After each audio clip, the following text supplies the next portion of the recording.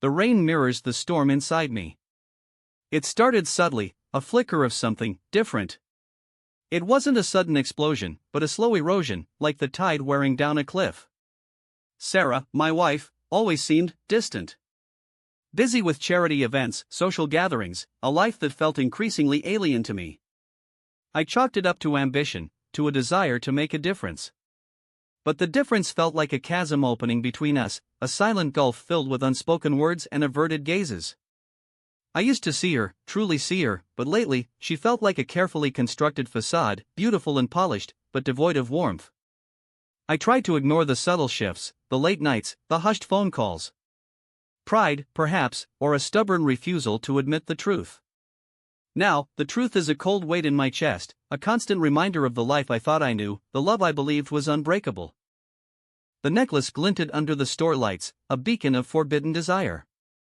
It was a gift, a secret indulgence, a tangible symbol of a life lived in the shadows. I found a carelessly discarded receipt, a small, almost insignificant piece of paper, tucked away in her purse. The name of the jeweler, the date, it was a cold, sharp blow. The world tilted on its axis. Suddenly, all the subtle cues, the late nights, the evasive answers, the perfume I didn't recognize, they coalesced into a horrifying, undeniable truth.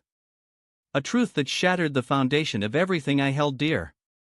I felt a strange detachment, as if watching a scene unfold from a distance, unable to reach out, unable to stop the inevitable. The details started to emerge, fragmented pieces of a puzzle I desperately didn't want to solve. A late-night text message, a missed call, a fleeting glimpse of a familiar car parked near her office. Then, the confirmation.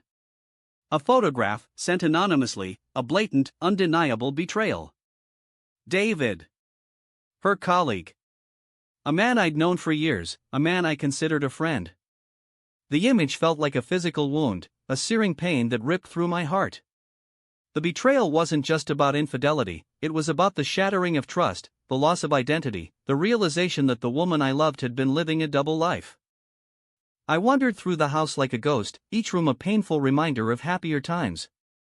The scent of Sarah's perfume lingered in the air, a cruel phantom of a life that was no longer real.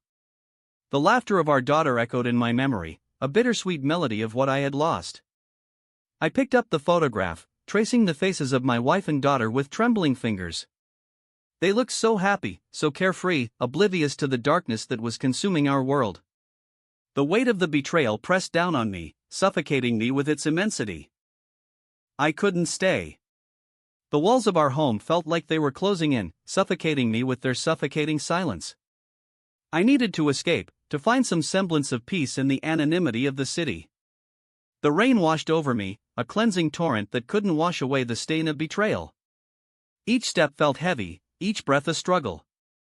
I was adrift, lost in a sea of uncertainty, unsure of where to go, or what to do. The world I knew had crumbled around me, leaving me standing in the ruins, stripped bare and vulnerable. Dinner was always a ritual, a shared moment of connection.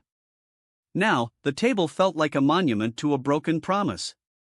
The untouched food, the single wineglass, the faint lipstick stain, they were all silent accusations, reminders of a betrayal that cut deeper than any physical wound. I stared at the empty chair across from me, imagining Sarah's face, her smile, the warmth of her hand in mine. It was a cruel illusion, a phantom of a happiness that was forever lost. Anger simmered beneath the surface, a volatile concoction of hurt and humiliation. It was a destructive force, threatening to consume me from within.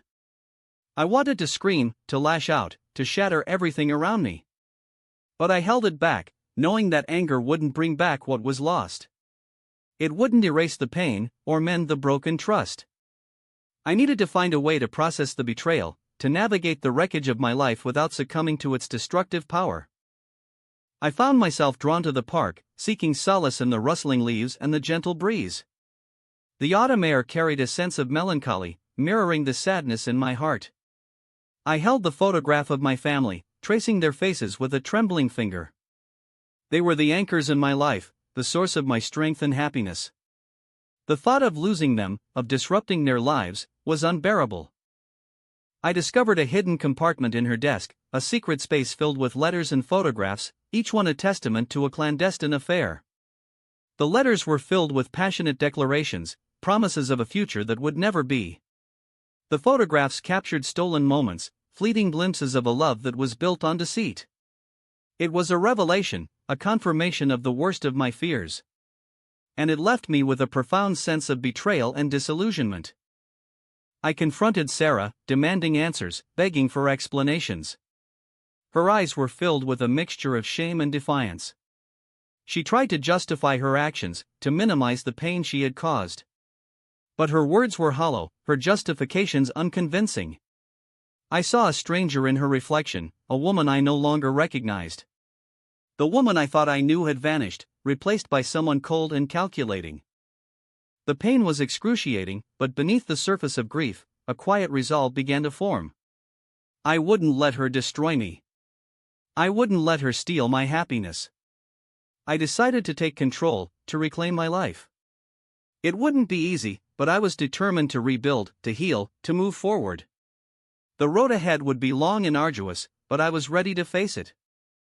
I began to focus on myself, on rediscovering my passions, on reconnecting with the things that brought me joy. I spent time with my daughter, cherishing every moment, rebuilding our bond. I reconnected with old friends, seeking support and camaraderie. Slowly, painstakingly, I began to heal.